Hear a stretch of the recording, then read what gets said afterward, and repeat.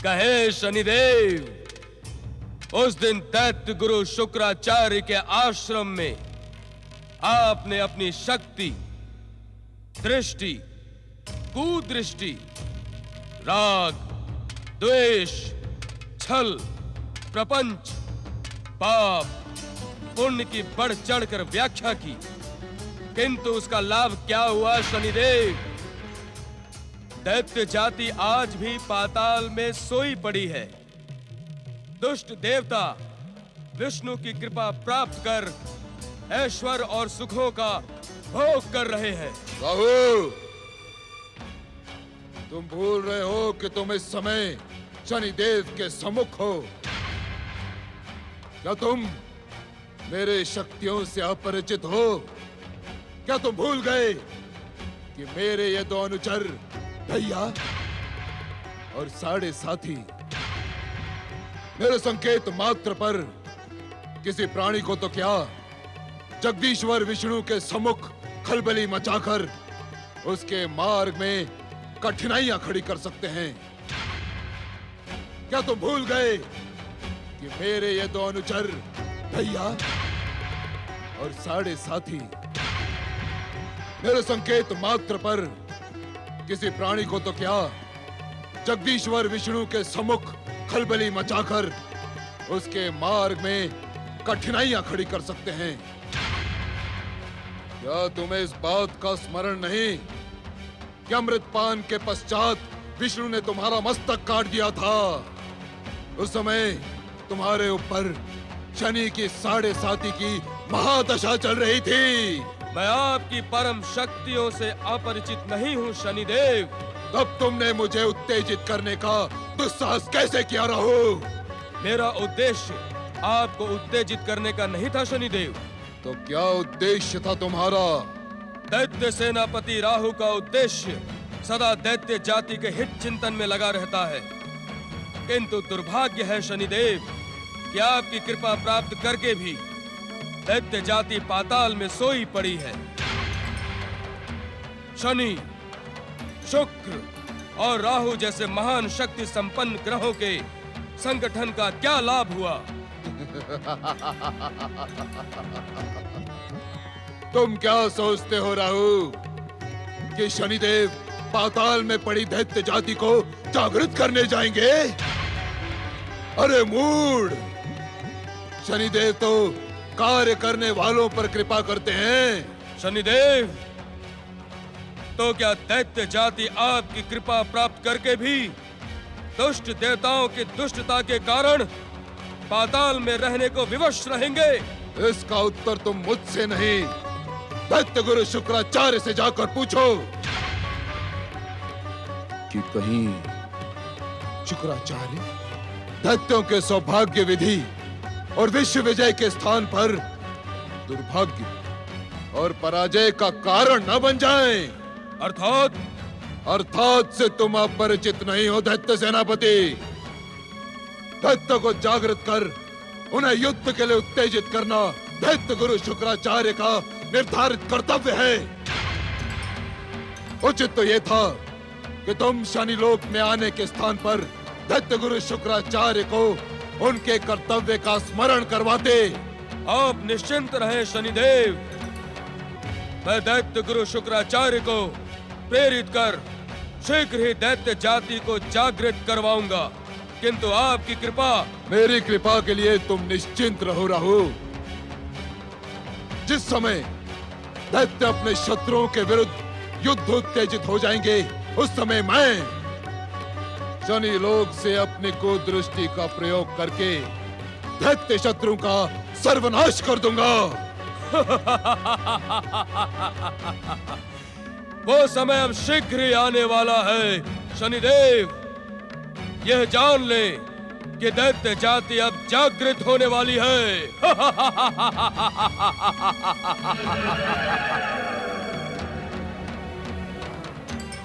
भैया।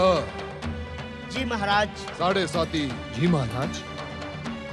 यदि दैत्य गुरु शुक्राचार्य सोई पड़ी दैत्य जाति को जागृत करने में सफल होते हैं, तो तुम दोनों दैत्य शत्रु देवताओं के विरुद्ध अपनी कुदृष्टि का प्रयोग करो। जो आज्ञा महाराज। जाओ और ऐसे ही कार्य करते रहो कि शनिदेव का नाम सुनते ही सारा ब्रह्मांड थर थर थर थर्राता रहे। मैं शनिदेव हूँ, शनिदेव।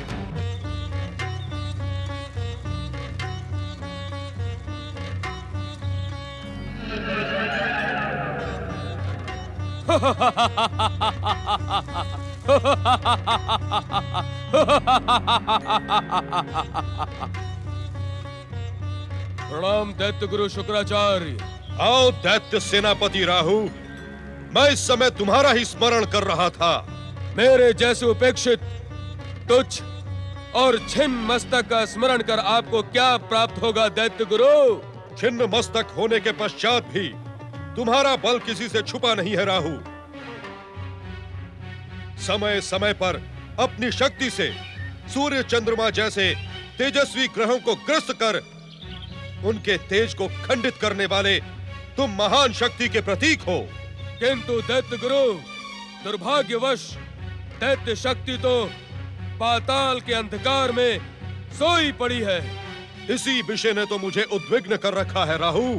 असंभव, अतुलित बलशाली, दिव्य शक्ति संपन्न दैत्य गुरु शुक्राचार्य को कोई विषय उद्विग्न कर सके, यह असंभव है।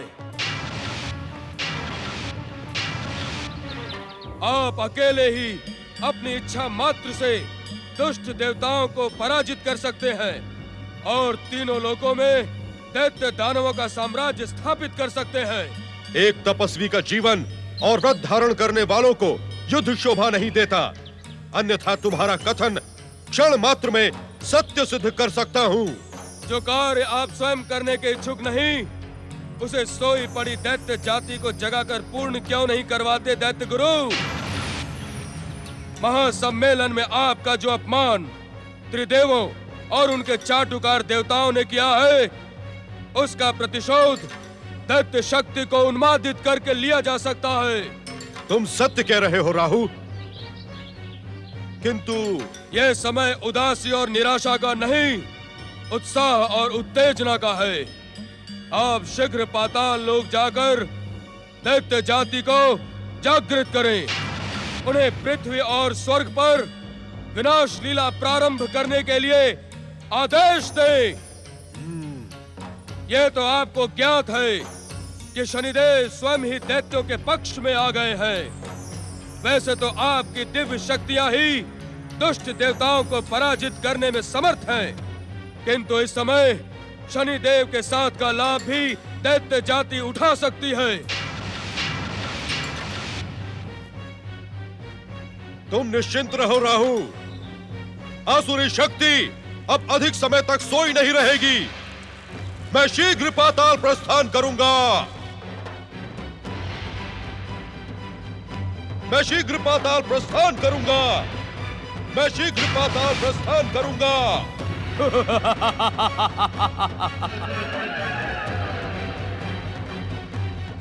मैं शीघ्र पाताल प्रस्थान करूंगा।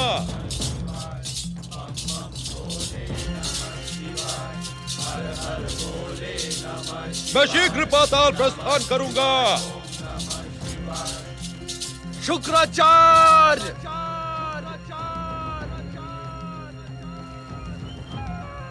शीघ्र कैलाश पर उपस्थित हो।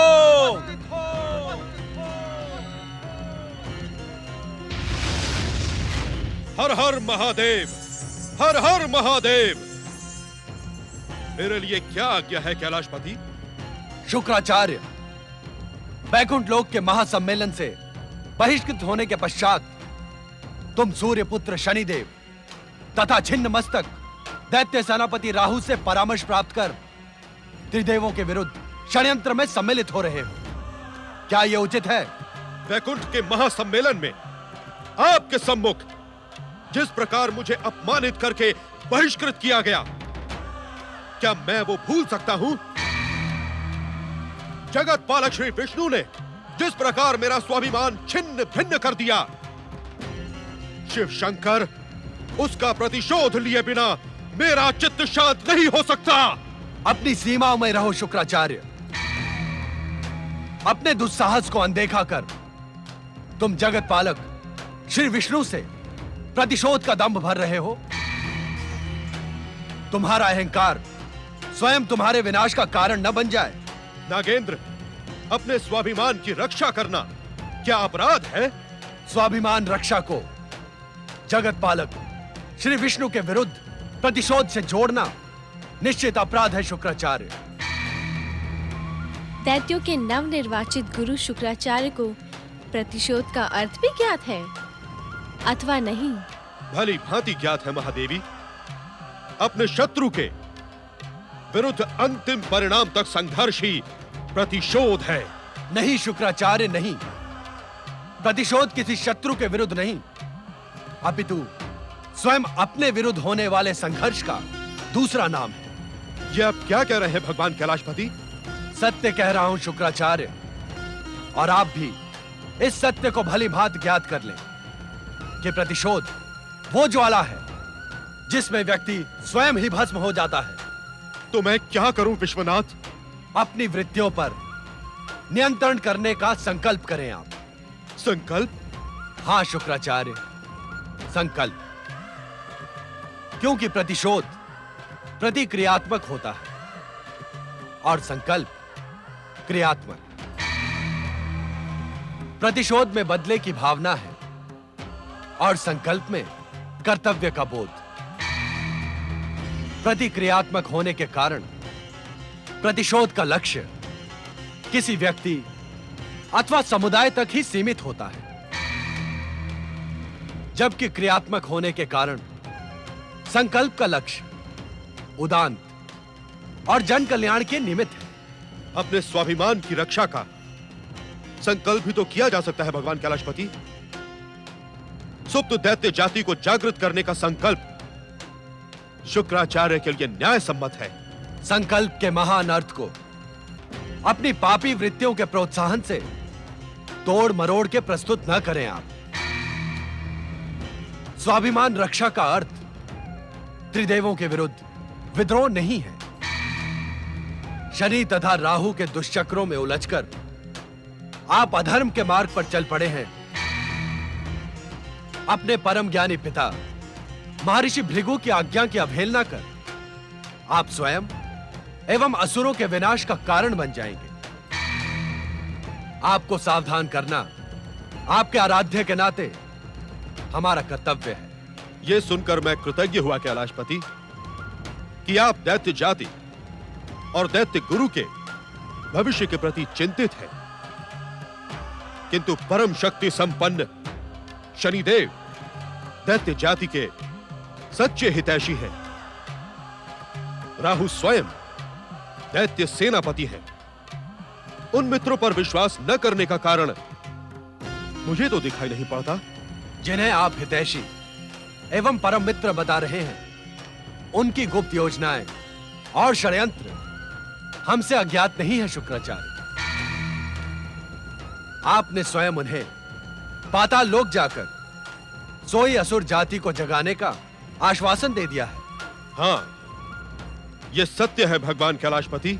सावधान शुक्राचार्य, यदि तुमने शनि और राहु की मंत्रणा पर पाताल लोक जाकर सोई हुई असुर जाति को विद्रोही बनाने का दुस्साहस किया, तो उसका परिणाम न ही तुम्हारे हित में होगा और न ही असुर जाति के कल्याण में।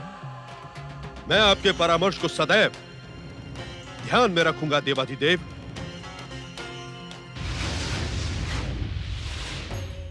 स्वामी, देवादिदेव के आदेश को परामर्श कहकर दैत्य गुरु अदृश्य हो गए। मुझे तो ऐसा प्रतीत होता है कि तुम्हारा अनुमान सत्य है पार्वती। हमें ज्ञात है कि शनिदेव के प्रोत्साहन तथा राहु के कुटिल बुद्धि के दुष्चक्रों में उलझे शुक्राचार्य हमारे आदेश को स्वीकार करने वाले नहीं हैं। इसका परिणाम क्या होगा स्वामी? असत्य की पराजय और सत्य की विजय तो सृष्टि के प्रथम दिन से नियंता की नियति है। शुक्राचार्य असत्य के पथ पर चल पड़े हैं, जिसका परिणाम शीघ्र तुम्हारे सामने होगा।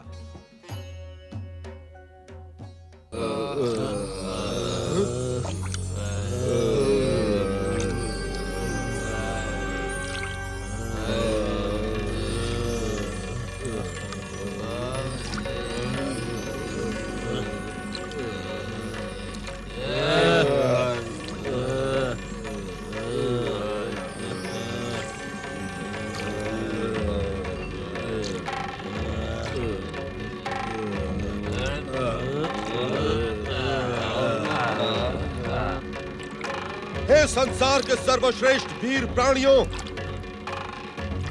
हे असुर जाति, तुम्हारी ऐसी दुर्दशा समुद्र मंथन में भी छलिया विष्णु के कारण दुर्भाग्य रूपी मदिरा ही तुम्हारे हाथ लगी, जिसका परिणाम यह हुआ कि तुम्हारा वीर असुर रक्त पानी बन गया।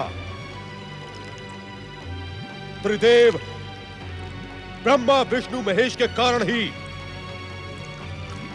वीर पराक्रमी असुर जाति पाताल लोक में अचेत अवस्था में पड़ी है।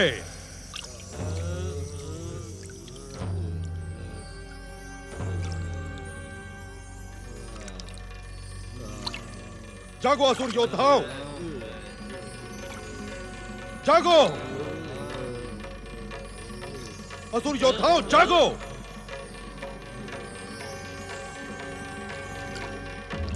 जागो असुर पराक्रमी, जागो।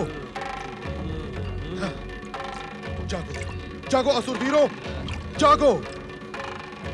इस प्रकार अचेत अवस्था में पड़े रहकर अपनी शक्ति को कलंकित न करो। जागो, जागो असुर वीरों, तनिक विचार करो कि तुम्हारा पूर्वज परमवीर नमूची लौट कर क्यों नहीं आया। जागो, जागो असुर वीरों।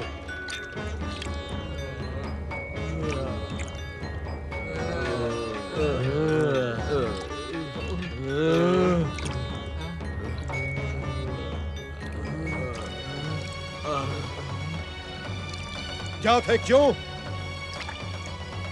क्योंकि महान असुर राज नमूची ने पृथ्वी पर अपनी शक्ति का विस्फोट कर असुर जाति की विजय की ध्वजा लहरा दी, परंतु असुर शत्रु छलिया विष्णु ने महान पूर्वज नमूची का संहार कर दिया। और तुम नमूची की हत्या का प्रतिशोध न लेकर पाताल लोक के अंधकार में छुपे पड़े हो। नहीं दैत्य गुरु, नहीं। असुर शक्ति अब जाग उठी है। आप आदेश दें, हमें क्या करना है? जागना ही पर्याप्त नहीं है असुरों। तुम अपनी भयानक और विस्फोटक शक्ति को केंद्रित करो और अपने भीतर प्रतिशोध की ज्वालाएं जगाओ। संसार में प्रलय मचाने योग्य बल संगठित कर सको, जिससे छलिया विष्णु के छल, जप, तप और व्रत की महिमा को नष्ट कर सको, साधना और प्रार्थना का नाश कर सको। ज्ञात हो असुर वीरों, ऐसा कब होगा? कब दैत्य गुरु? जब तुम स्वर्ण की भांति अपने शरीर को अग्नि की धधकती हुई भट्टी में तपाओगे, तब तुम्हारे शरीर के बलाबल में कुंदन की भांति निखार आएगा। तब तुम अपनी शक्ति से संसार को भस्म करने में सक्षम होंगे। ऐसा ही होगा दैत्य गुरु। हम अपनी संगठित भयानक विस्फोटक शक्तियों से छलिया विष्णु के संसार को नष्ट ध्वस्त कर देंगे। उचित अवसर आने पर हम तुम्हें आक्रमण का आदेश देंगे। जो आज्ञा दैत्य गुरु। दैत्य गुरु शुक्राचार्य की जय। महान असुर शक्ति की जय।